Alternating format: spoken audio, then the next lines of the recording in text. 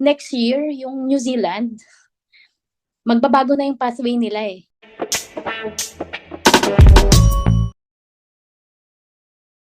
Have you taken the IELTS multiple times without success?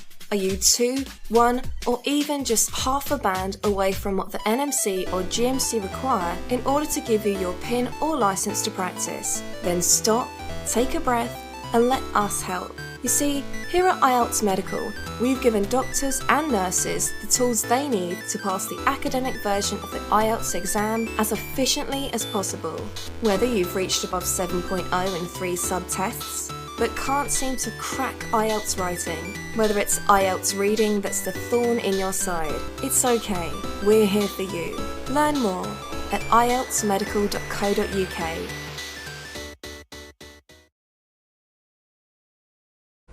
Hello, Manong George here. Welcome to our channel. And today we have a very special guest. My name's Jinky. I work as a registered nurse in the Philippines, Oman, and UK. So at present, I'm working as a nurse in Victoria, Australia. So nag-move ako dito sa Australia from UK last September 2022. Man knows best. Nag-apply ako via UK NZ AU route. So mag-start ka sa application ng NZRN license through CGFNS International. So nakalagay doon kung yung mga nurses na nag-work sa UK, Ireland, Canada, babang bansa, US. So lahat ng mga mga nurses na yon, pwede silang mag-apply ng New Zealand license without doing CAP or yung competency assessment program nila, yung parang bridging sa Australia. Yun yung counterpart niya. So since UKRN nga ako, pwede ako mag-apply ng direct registration. And aside doon, na-waive din yung language proficiency, which is one of the requirements sa pag-apply ng NZRN license, since nag-work ako sa English-speaking country. So itong pathway na to, pwede rin siya sa mga mga RN sa Singapore. Ang difference lang, kailangan nilang mag-take ng English test since hindi sila English-speaking country. Do you speak English? Gagawa kang portfolio. So may ida-download kang forms. So you need to send it to respective institution like sa school, sa PRC, or kung saan ka ba nag-work na bansa, nagbigay sa'yo ng license. So like me nag-work kasi ako sa Middle East, sa Oman. So I work under Ministry of Health. So kumuha rin ako ng verification ko ng license ko. Man knows best. Magpa-police check ka sa lahat ng mga bansang napunta mo, like me. So tatlo yung akin, Philippines, Oman, and UP. So malaking pera na naman siya. Then iba pa yung bayad sa mismong application ng APC or yung Annual Practicing Certificate sa New Zealand. Yun yung pinaka-license mo. So pagkabayad mo doon, naging NCRN ka na. Man knows best. Pwede ka na mag-convert ng AURN via TTMR. TTMR. So yun yung Trans-Tasman Mutual Recognition. So may agreement kasi yung New Zealand tsaka Australia na pwede silang mag-convert ng license nila. Kung nag-work sa New Zealand, pwede silang mag-convert sa Australia. Man knows best. So after ng conversion, so meron ka nang marireceive sa email mo na certificate na AURN ka na. Congratulations! So doon ka na mag-iisip. Actually by that time, pwede ka na mag-apply ng work. So ako naman, syempre, nag-iisip din ako ng present tsaka yung future na mangyayari. So nag-process na rin ako ng ANMAC ko. So yun yung skills assessment na tinatawag dito sa Australia.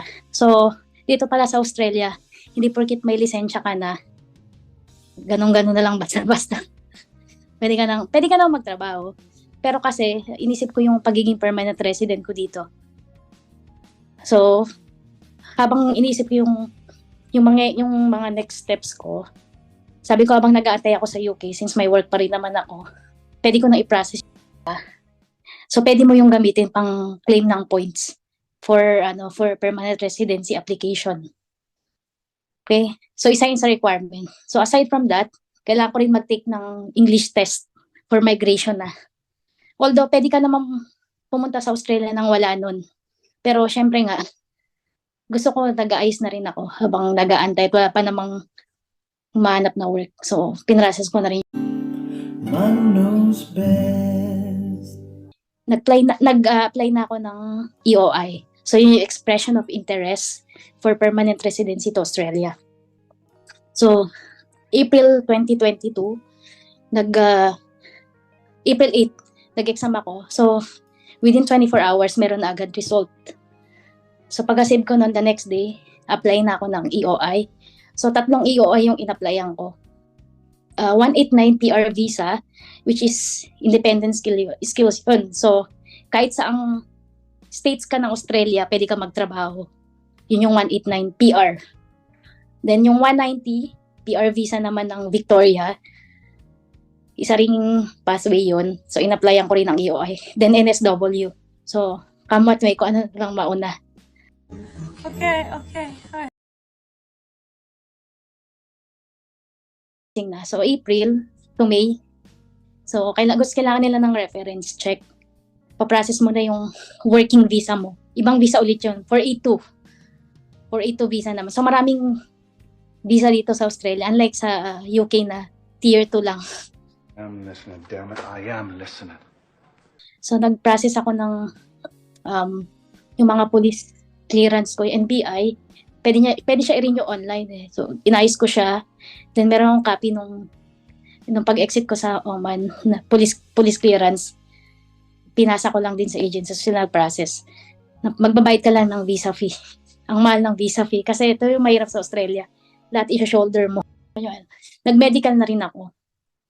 So, after ng medical, within a week na-approve yung working visa ko for 482. By August, naka-receive ako invitation for 189. So, in-applyan ko na agad. So, panibagong gastos ulit yun. So, shoulder mo ulit yun. Kasi, so, nagdoble yung bayad ko ng visa kasi iba yung bayad ng working visa, iba din yung bayad ng permanent residency visa. So, it costs yung PR, 180,000. Almost 180,000. Yung PR lang, ako lang yun ah. Your jaw just dropped.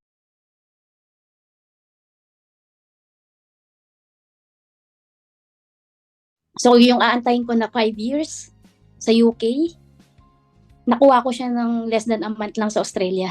You're Australian! Be Australian! Excuse me, Kangaroo Jack. Kasi nagpalit ng government tong yung Prime Minister yung Australia. So, mas open siya sa mga migrant. Maraming invitation. Mas mabilis yung invitation lalo sa mga nurses. So, I think it's the best time na mag-apply dito ngayon. Okay. Next year, yung New Zealand, magbabago na yung pathway nila eh. So, magiging OSCE na rin sila. Tsaka IELTS. Parang Australia. Yung parang UK version na rin. Pero hindi sure dun kung mabibigyan pa ba ng direct registration yung mga galing UK. Wait. Then, yung sa mga balak umalis din ng UK, gusto ko sabihin na pwede rin kayo maka-avail ng tax refund. So, hindi lahat applicable dito. So, depende rin sa years na tinagal sa UK. Pero, much better you ask your accountant na rin.